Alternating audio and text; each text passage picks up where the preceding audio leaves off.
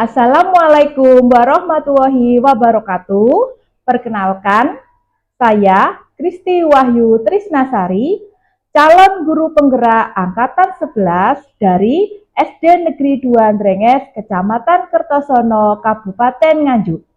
Pada kesempatan kali ini, saya akan melakukan wawancara dengan Kepala Sekolah SD Negeri 2 Sambiroto, Kecamatan Baron, dan Kepala Sekolah tempat saya bekerja, SD Negeri 2 Drenges. Berikut kegiatan wawancara yang saya lakukan.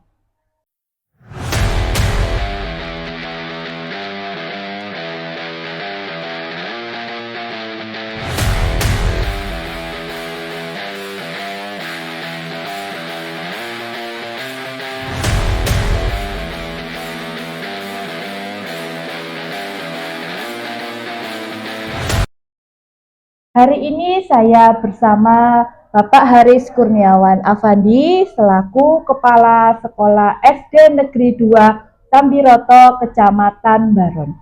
Assalamualaikum Bapak. Waalaikumsalam warahmatullahi wabarakatuh.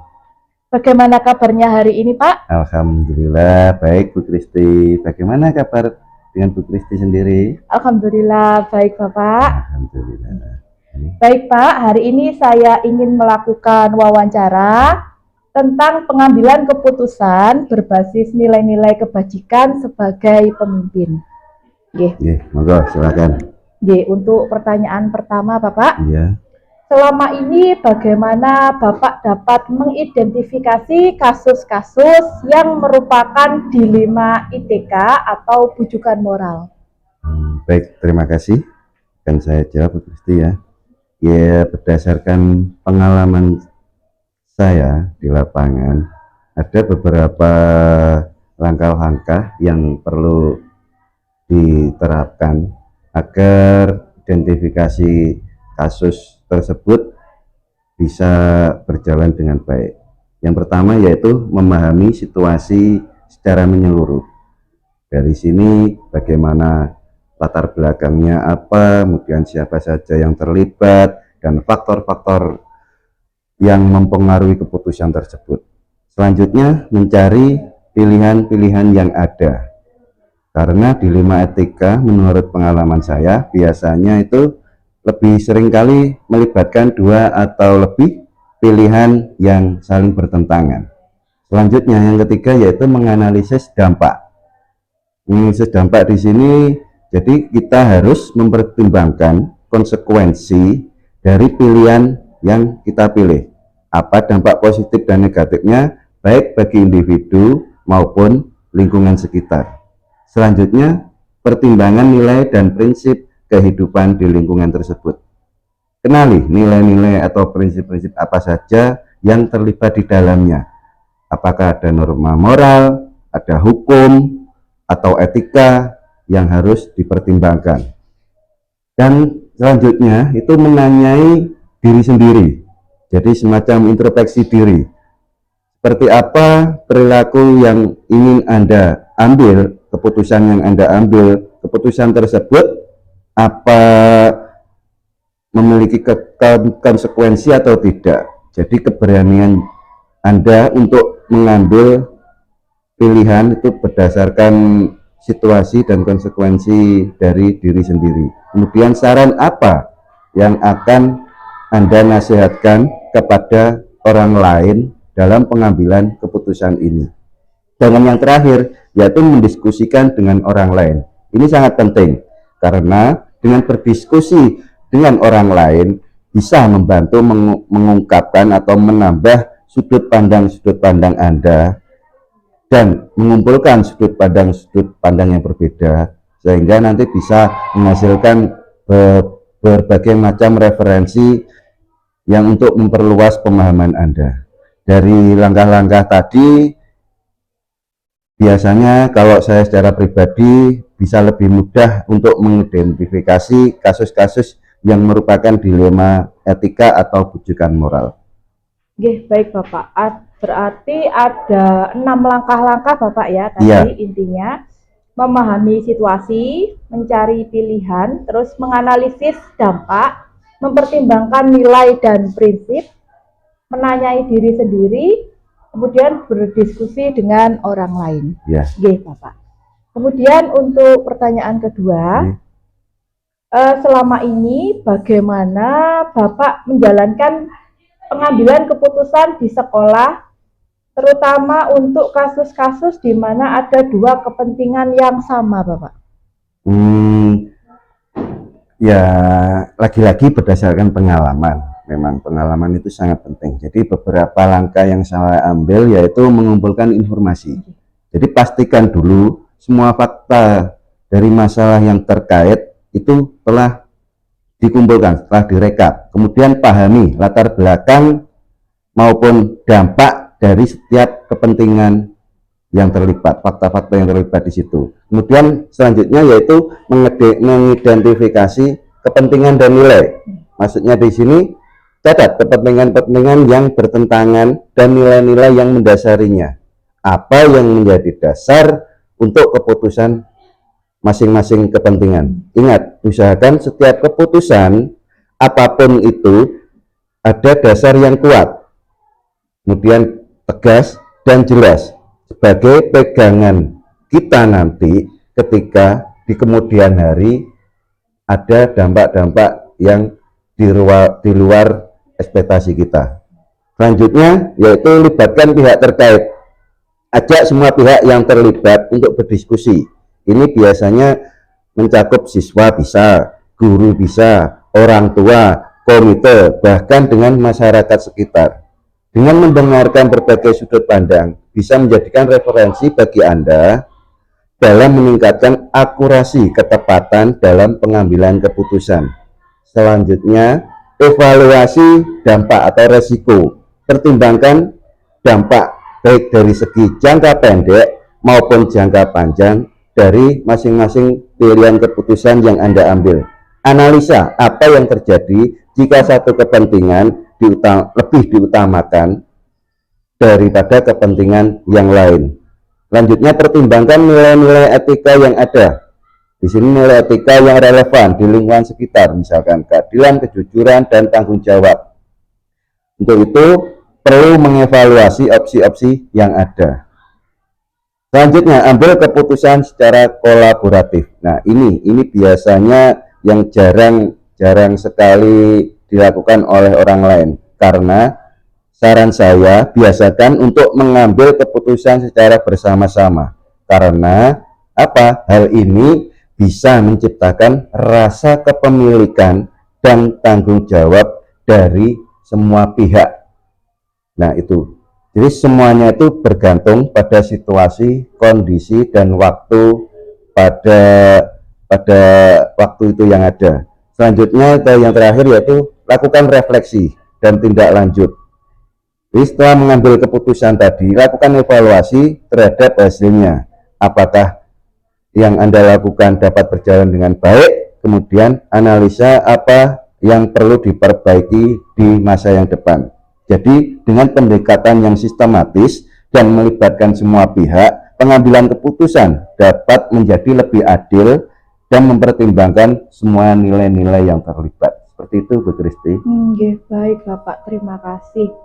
Jadi ada 7 nggih Bapak. Ya. Kalau saya rangkum tadi, yang pertama mengumpulkan informasi, yang kedua mengidentifikasi kepentingan dan nilai, yang ketiga libatkan pihak terkait, kemudian keempat evaluasi resiko atau dampak, yang kelima pertimbangan nilai-nilai etika, nomor 6 ambil keputusan secara kolaboratif, dan poin yang ketujuh refleksi dan tindak lanjut. Luar biasa sekali Bapak. Kemudian pertanyaan selanjutnya, langkah-langkah atau prosedur seperti apa yang biasa Bapak lakukan selama ini? Langkah-langkah prosedur dalam pengambilan keputusan itu biasanya kalau saya jadi identifikasi masalah dulu, tentukan secara jelas apa masalah yang perlu dipecahkan. Jadi ini langkah awal yang penting untuk memastikan jenengan bisa fokus, jadi akurasinya bisa lebih tepat. Biasakan, kalau saya biasakan untuk membuat peta konsep. Jadi setiap apa itu buat peta konsep. Jadi Anda untuk melangkah selanjutnya kalau punya peta konsep itu lebih mudah. Kemudian yang kedua, kumpulkan informasi. Kumpulkan data-data, informasi-informasi yang relevan, termasuk fakta, masukan-masukan dari pihak yang terkait. Yang ketiga yaitu menentukan kriteria keputusan.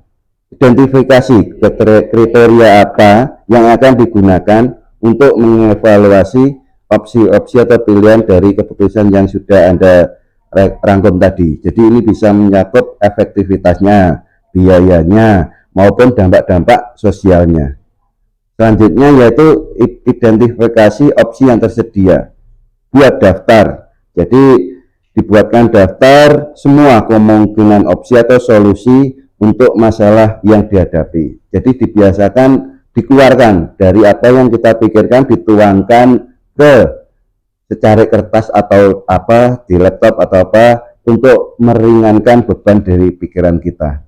Selanjutnya, lakukan evaluasi opsi. Tinjau setiap opsi atau pilihan tadi berdasarkan kriteria yang sudah Anda tentukan. Jangan lupa untuk mempertimbangkan pro dan kontra dari masing-masing opsi tersebut. Selanjutnya, ambil keputusan. Dari pilihan opsi tadi, ambil yang paling sesuai berdasarkan evaluasi yang sudah Anda lakukan. Dipastikan keputusan tersebut jelas dan dapat diimplementasikan di lapangan dengan baik. Selanjutnya, implementasi. Nah, di sini dalam mengimplementasikan perlu untuk direncanakan dan melakukan langkah-langkah untuk menerapkan keputusan tersebut.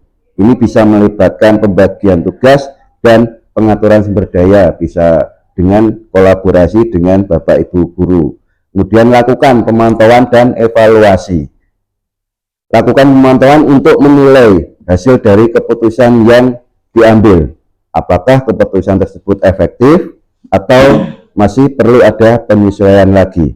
Dan yang terakhir, ini selalu refleksi ya, lakukan refleksi. Jadi tentang proses pengambilan keputusan tadi dilakukan refleksi apakah bisa berjalan dengan baik atau masih perlu perbaikan di kemudian hari. Dengan langkah-langkah yang saya uraikan tadi, pengambilan keputusan biasanya kalau menurut saya itu dapat dilakukan secara sistematis dan lebih efektif. Begitu Bu Kristi. Berarti ada 9 langkah-langkah yang jenengan paparkan tadi. Yang pertama, identifikasi masalah, kumpulkan informasi. Yang kedua, kemudian yang ketiga, tentukan kriteria keputusan. Identifikasi opsi yang tersedia untuk langkah keempat. Kemudian langkah kelima, evaluasi opsi. Langkah keenam, ambil keputusan. Langkah ketujuh, implementasi. Kemudian langkah ke-8, pemantauan dan evaluasi. Kemudian yang terakhir, refleksi. Terima kasih Bapak. Kemudian untuk pertanyaan selanjutnya, hal-hal apa saja yang selama ini Bapak anggap efektif dalam pengambilan keputusan pada kasus-kasus dilema etika Bapak? Baik, terima kasih. Saya akan menjawab. Jadi yang pertama yaitu penting untuk analisis. Jadi analisis secara menyeluruh. Jadi melakukan analisis secara menyeluruh terhadap situasi, termasuk memahami semua pihak yang terlibat dan dampak-dampak dari setiap pilihan yang tadi saya utarakan. Kemudian yang kedua, diskusi terbuka. Jadi ini lakukan diskusi terbuka antara semua pihak yang terlibat. Jadi mendengarkan sudut pandang yang berbeda yang awal tadi saya utarakan itu sangat membantu untuk mengidentifikasi nilai-nilai yang terlibat. Selanjutnya, pendekatan berbasis nilai. Ini mengidentifikasi dan mempertimbangkan nilai-nilai etika yang relevan yang sedang atau pada kasus tersebut, misalkan keadilan, tanggung jawab, atau kejujuran. Dan selanjutnya mempertimbangkan konsekuensi. Jadi konsekuensi di sini kita mengevaluasi konsekuensinya atau dampaknya dalam jangka pendek maupun jangka panjang setiap pilihan, termasuk dampak secara individu maupun secara umum. Selanjutnya yaitu keterlibatan pihak terkait. Jadi kita usahakan untuk selalu melibatkan semua pihak terkait yang terpengaruh atau bisa mempengaruhi keputusan Anda. Jadi memastikan suara Anda itu atau bisa didengar dan dipertimbangkan demi untuk tercapainya akurasi dari keputusan tersebut, dan menerapkan etika yang ada, yaitu seperti konsekuensinya seperti apa, manfaatnya untuk siapa, dan tujuannya itu untuk membantu menganalisis dan memandu pengambilan keputusan. Selanjutnya, refleksi pribadi. Jadi setiap keputusan itu renungkan nilai-nilai pribadi atau prinsip moral itu dalam konteks situasi yang sedang dihadapi. Selanjutnya yaitu percobaan dan rancangan. Jadi lakukan simulasi sebelum jenengan langkah-langkah yang sudah jenengan buat itu jenengan terapkan pada kasus tersebut, simulasikan dulu. Jadi simulasikan, jadi ada nanti seperti apa hasilnya, kemudian akurasinya itu jenengan rancang, baru jenengan terapkan ke kasus tersebut. Dan yang terakhir, evaluasi dan tindak lanjut. Jadi setelah keputusan diambil, jangan bosan-bosan ya untuk selalu mengevaluasi terhadap hasilnya dan untuk bersiap. Tujuannya nanti jika ada hasil yang tidak sesuai, kita bisa menyesuaikan di kemudian hari.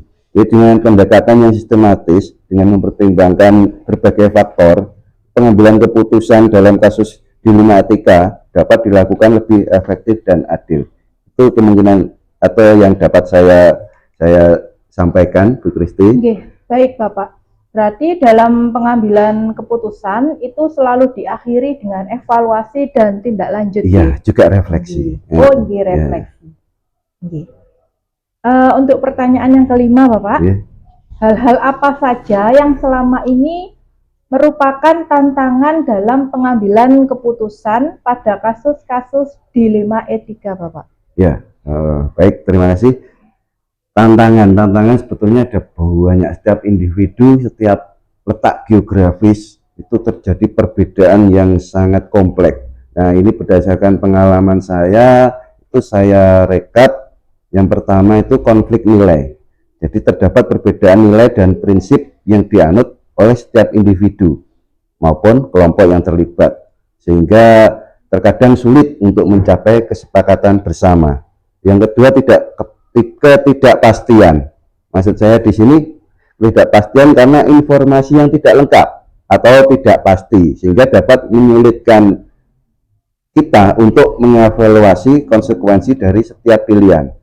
Yang ketiga, tekanan waktu. Nah, ini tekanan waktu, situasi yang mendesak dapat memaksa mengambil keputusan untuk bertindak cepat. Terkadang kita kurang mempertimbangkan hal-hal yang lebih spesifik.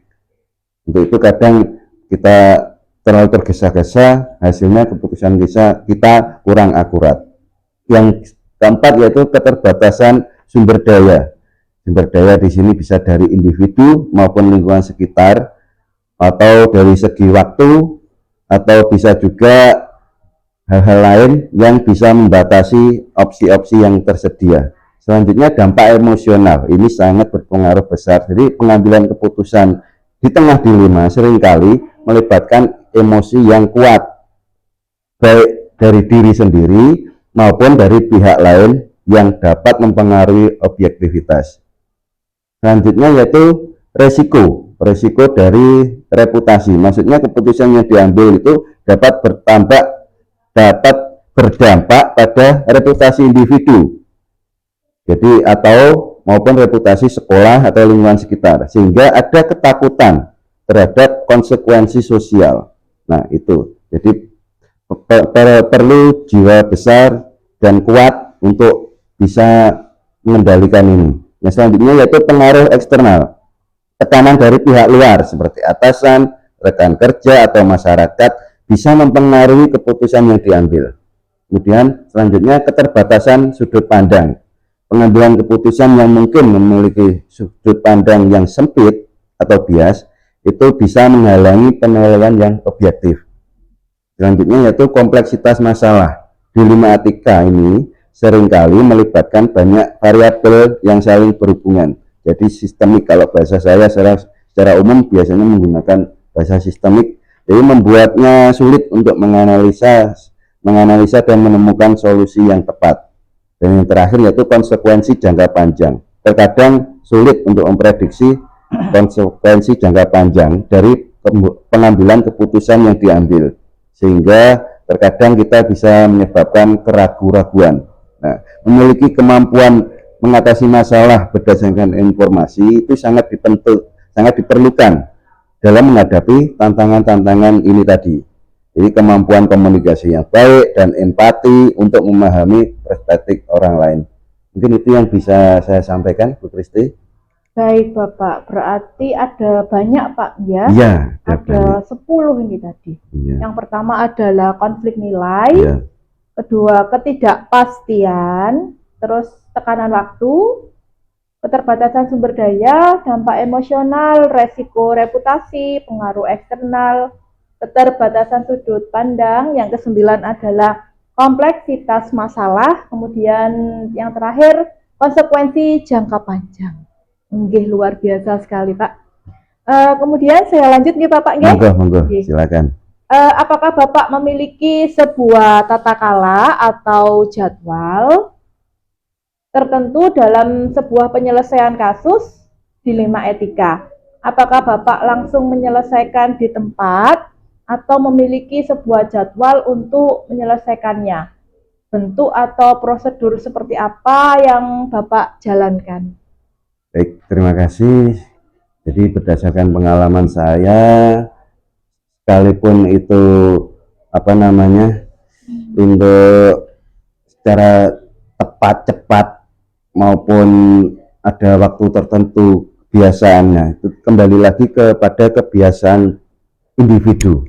Kalau dari saya pribadi, jadi biasakan untuk menetapkan jadwal. Kita minimal membuat jadwal, bisa jadwal berupa jadwal pertemuan. Nanti di jadwal pertemuan tersebut mengatur diantaranya waktu, tempatnya di mana, kemudian pihak-pihak siapa yang terlibat, kemudian komunikasi yang jelas. Jadi di jadwal itu atau dalam pengaturan awal itu, jadi ada kejelasan informasi. Jadi semua pihak bisa mengetahui misalkan waktu, tempat, atau tujuan dari pertemuan tersebut. Selanjutnya yaitu mengumpulkan informasi. Jadi ada langkah-langkah dalam mengumpulkan informasi. Yang pertama yaitu melakukan pengumpulan data. Biasakan menjadwalkan waktu untuk mengumpulkan semua informasi yang relevan sebelum pertemuan. Ini mencakup bisa wawancara, survei, atau pengumpulan dokumen. Kemudian atur batas waktu. Nah, jadi terapkan setiap langkah-langkah itu ada batasan waktu. Tetapkan batas waktu untuk mengumpulkan informasi agar semua pihak atau semua itu bisa siap dalam pertemuan tersebut. Kemudian lakukan diskusi awal. Yang pertama di dalam diskusi awal itu diskusi secara terbuka. Jadi diskusikan secara umum, gunakan model-model yang memungkinkan agar suara dari yang terlibat itu bisa didengar. Kemudian jadwalkan beberapa pertemuan, agendakan beberapa pertemuan itu agar tujuannya bisa membahas dari berbagai macam dilema-dilema yang ada. Selanjutnya yaitu evaluasi opsi. Jadi, ada analisis yang awal tadi, pertanyaan awal tadi, ada analisis secara khusus untuk mengevaluasi semua opsi yang ada berdasarkan informasi yang sudah dikumpulkan. Tetapkan kriteria evaluasi. Jadi dalam menganalisis tetapkan kriteria-kriteria yang digunakan untuk mengevaluasi setiap opsi. Dan yang terakhir salah satunya yaitu pengambilan keputusan. Tentukan waktu maupun tempat atau hal yang lain untuk mengambil keputusan itu, pastikan semua pihak siap untuk memberikan pendapat dan memilih opsi. Gunakan metode yang terstruktur. Jadi pertimbangkan metode-metode yang akan gunakan untuk memfasilitasi pengambilan keputusan. bisa secara voting atau mufakatnya gimana, yang jelas intinya bisa mencapai mufakat seperti itu. Kemudian implementasi di sini merencanakan aksi. Jadi keputusan yang diambil itu buat rencana aksi yang jelas, di mana rencana aksi yang jelas itu bisa dipertanggungjawabkan. Dan lagi-lagi lakukan jadwal untuk mengevaluasi setiap implementasi keputusan serta dampak-dampaknya seperti apa. Dan terakhir evaluasi dan refleksi. Jadi buat pertemuan untuk mengevaluasi hasilnya dari implementasi itu seperti apa. Kemudian refleksikan, diskusikan pelajaran-pelajaran apa yang didapat dari proses pengambilan keputusan atau pelajaran yang bisa diambil itu untuk bekal di kemudian hari. Jadi di sini intinya itu jadwal yang terstruktur, proses penyelesaian kasus dilema etika bisa lebih terorganisir dan menyeluruh. Ini juga bisa membantu mengurangi tekanan dan memberikan ruang bagi semua pihak untuk bisa berkontribusi secara optimal. Ya, itu yang bisa saya jawab, Bu Kristi. Jadi memang ada jadwal yang terstruktur, Iya. Pak ya. Nggih. Iya. Dan langkah-langkah prosedurnya tadi juga sudah tertata dan terjadwal, nggih. Iya. Nggih, Bapak. Dibiasakan. Baik, terima kasih, Bapak. Kemudian pertanyaan selanjutnya, adakah seseorang atau faktor-faktor apa yang selama ini mempermudah atau membantu Bapak dalam pengambilan keputusan dalam kasus-kasus dilema etika?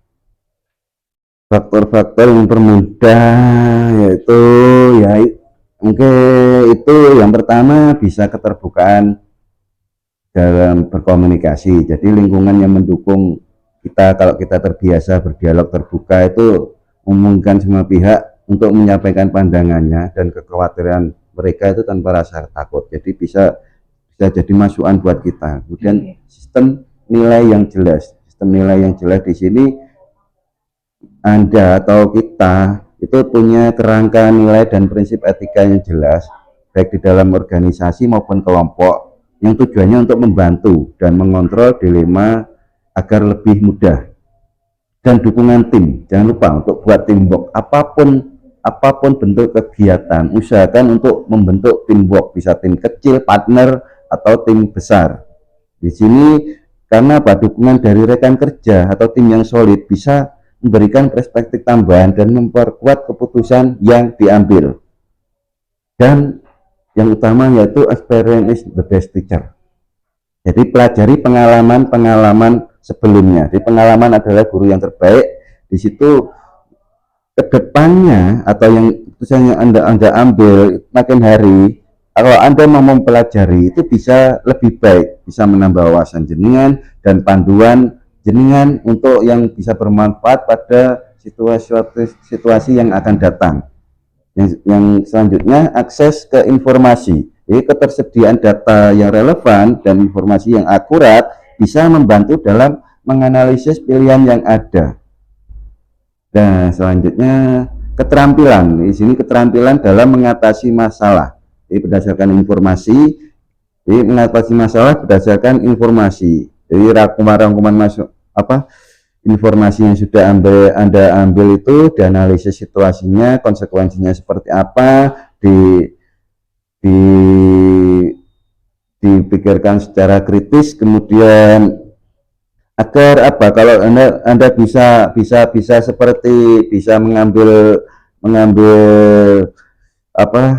mengatasi masalah berdasarkan informasi, tujuannya nanti jenengan jadi pede. Jadi untuk mengambil keputusan itu pede, data jenengan akurat, jadi Anda bertindak itu pede, yakin bahwa kepercayaan diri Anda bisa meningkat, dan waktu untuk refleksi. Nah, untuk perenungan refleksi ini berikan ke berbagai aspek itu selalu untuk dilakukan refleksi. Jadi sebelum membuat keputusan itu tujuannya kalau merefleksikan baik sebelum keputusan maupun sudah keputusan itu bisa mengurangi tekanan. Jadi itu bisa di kemudian hari bisa meningkatkan juga kualitas dari keputusan tersebut. Yang selanjutnya untuk pendekatan berbasis kesepakatan bersama. Nah, ini. Jadi seorang pemimpin kalau umumnya memang seorang pemimpin itu punya hak untuk mengambil setiap keputusan yang ada. Itu kalau bahasa umumnya di sekitar itu pasal 1. Tapi kalau bisa usahakan untuk menggunakan pasal 2, yaitu kesepakatan bersama. Karena kalau mengambil keputusan melibatkan semua pihak itu seperti yang awal tadi, itu bisa ada memiliki kebersamaan. Jadi semua merasa memiliki. Jadi Anda bisa mendapat dukungan yang lebih besar dari keputusan tersebut karena lingkungan sekitar Anda merasa dilibatkan, merasa tertampung aspirasinya. Jadi bisa menguatkan dari hasil keputusan tersebut. Dan yang selanjutnya itu pelatihan etika. Jadi pelatihan etika ini bisa edukasi tentang etika atau pengambilan keputusan. Jadi membantu individu merasa lebih siap untuk menghadapi dilema etika. Ibarat seperti yang awal tadi pengalaman sebelumnya. Nah, di situ nanti etikanya seperti apa. Kalau ada kesalahan seperti ini, itu diperbaiki di kemudian hari. Dan yang utama kalau kita bisa semua orang itu ada dukungan dari atasan atau pimpinan, itu sangat-sangat penting. Jadi dari otoritas atau pimpinan yang terkait itu kalau mendukung proses pengambilan keputusan itu bisa memberi rasa aman ke kita. Jadi ada legalitasnya, keputusan yang kita ambil itu ada, jadi kita nyaman aman. Yaitu dengan langkah-langkah yang saya uraikan tadi dalam proses pengambilan keputusan itu dapat berlangsung lebih lancar dan hasilnya bisa lebih baik. Juga itu tadi ada rasa aman dan legalitasnya jelas. Mungkin itu yang bisa saya sampaikan, Bu Kristi. Oke, baik Bapak, terima kasih. Jadi faktor-faktor yang mempermudah pengambilan keputusan, yang pertama keterbukaan komunikasi, sistem nilai yang jelas, dukungan tim, pengalaman sebelumnya, akses ke informasi, keterampilan mengatasi masalah, waktu untuk refleksi, pendekatan berbasis kesepakatan bersama, pelatihan etika, dan kemudian yang terakhir tadi dukungan pimpinan. Luar biasa sekali Bapak, terima kasih. Kemudian pertanyaan yang terakhir Bapak, dari semua hal yang telah disampaikan, pembelajaran apa yang dapat Anda petik dari pengalaman Anda mengambil keputusan dilema etika? Berdasarkan pengalaman saya ketika mengambil keputusan dalam kasus-kasus dilema etika itu utamanya yang sangat berharga itu pentingnya komunikasi. Ingat, dalam apapun halnya, jika komunikasi dua arah tidak nyambung atau tidak sefrekuensi, itu menjadikan miss. Nah, jadi pentingnya kita untuk terbuka dalam berkomunikasi, kemudian jujur antara semua pihak yang terlibat itu sangat penting. Tujuannya apa? Ada kecapaian atau kesepahaman, ada kesepahaman dari situ. Kemudian kejelasan nilai itu, jadi nilai-nilai etika yang didasari dalam membantu keputusan itu bisa mengontrol dilema dan membuat keputusan yang lebih terarah. Kemudian analisis dampak atau resiko. Jadi analisis dampak atau resiko itu belajar untuk mengevaluasi konsekuensi jangka pendek maupun jangka panjang setiap pilihan, itu bisa membantu meningkatkan kemampuan jenengan dalam berpikir kritis. Nah, kemudian di samping berpikir kritis dalam mengambil keputusan tersebut, jadi refleksi diri. Nah, ini hal-hal yang sangat-sangat dominan, yaitu bagi saya ya. Jadi menurut saya refleksi diri, pengambilan keputusan itu mendorong individu untuk merenungkan. Jadi ada refleksi dari jenengan, utamanya nanti hasilnya itu bisa mempengaruhi keputusan yang diambil secara tepat dan bijak. Kemudian keterlibatan pihak-pihak yang terkait yang tadi mensertakan berbagai pihak dalam proses pengambilan keputusan bisa memperkaya perspektif jenengan dan mengurangi resistensi terhadap keputusan yang diambil. Dengan ketahanan dan ketahanan, maksudnya di sini ketahanan dalam ketidakpastian. Jadi menghadapi ketidakpastian atau ambigu ketika proses pengambilan keputusan ketika dengan menganalisis data, mengambil informasi, itu apa ya, bagian dari proses. Jadi memang itu satu kesatuan, jadi ada positif ada negatif. Nah itu jangan pelajari, jadi belajar untuk beradaptasi terhadap situasi tersebut. Jadi tujuannya ke depannya kalau mampu itu bertahan dalam ketidakpastian, nanti akan muncul dalam pengambilan keputusan itu akurasinya dan efektivitasnya bisa lebih tepat. Kemudian keterampilan berkolaborasi, ya. Jadi pengalaman ini mengasah keterampilan kerjasama dan kolaborasi untuk mencari solusi-solusi kedepannya, jadi berkelanjutan ya. Jadi kalau jenengan pandai berkolaborasi, ya insya Allah dalam hal-hal apa-apa bisa lebih meringankan termasuk dalam mengambil keputusan ini. Kemudian prinsip etika yang beragam. Jadi kita harus menyadari bahwa prinsip yang beragam itu terkadang bisa saling bertentangan, bisa saling menyatu. Jadi tujuannya itu untuk mendorong pemahaman yang lebih mendalam tentang kompleksitas moral. Jadi di sini untuk menyatukan diri terhadap lingkungan sekitar. Kemudian pentingnya tindak lanjut. Lakukan, jadi setelah evaluasi dan tindak lanjut ya. Jadi evaluasi dan tindak lanjut ini untuk selalu sering dilakukan. Jadi ya dampak atau yang lakukan jenengan ke depan itu bisa lebih baik lagi. Kemudian tak lupa pesan saya yaitu selalu belajar dari kesalahan. Jadi kesalahan atau keputusan awalnya ketika jenengan kurang ideal, kurang tepat, itu dapat bisa menjadi sumber pembelajaran yang berharga bagi Anda, karena bisa menambah wawasan ke depan tentang apa yang dapat dilakukan itu lebih baik lagi di lain waktu. Ini dengan memetik pelajaran dari pengalaman-pengalaman yang sudah pernah terjadi, baik secara individu maupun secara kelompok atau sekolah atau organisasi, itu dapat meningkatkan proses pengambilan keputusan yang lebih baik lagi ke depannya. Ya, mungkin itu panjang dan lebar yang dapat saya sampaikan ya Bu Kristi ya.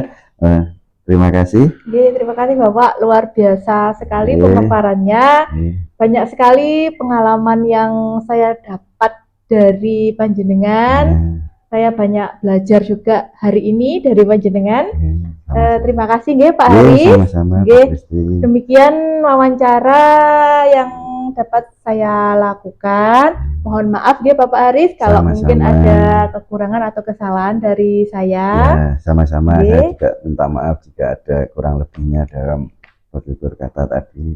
Nggih. Demikian Bapak. Wassalamualaikum warahmatullahi wabarakatuh. Waalaikumsalam warahmatullahi wabarakatuh.